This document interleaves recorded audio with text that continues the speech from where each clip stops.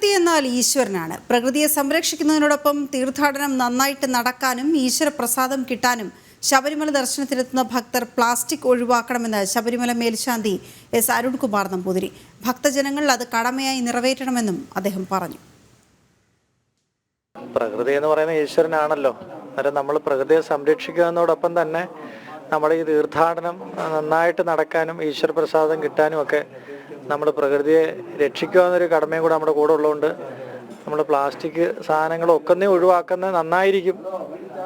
അത് എല്ലാവരും അത് സ്വാമിമാരൊക്കെ അത് ഒരു നമ്മുടെ ഒരു കടമ പോലെ ചെയ്താൽ നമുക്ക് ഈശ്വരപ്രസാദത്തോടൊപ്പം തന്നെ ഈ പ്രകൃതിയെ സംരക്ഷിക്കാനും സ്നേഹിക്കാനും ഒക്കെ നമുക്ക് കഴിയും. കൊണ്ടുവരുന്നുണ്ട്, അത് ഒഴിവാക്കണമെന്നാണ് ഞാൻ പറഞ്ഞത്. അത് പ്ലാസ്റ്റിക് മൊത്തം ഒഴിവാക്കുക.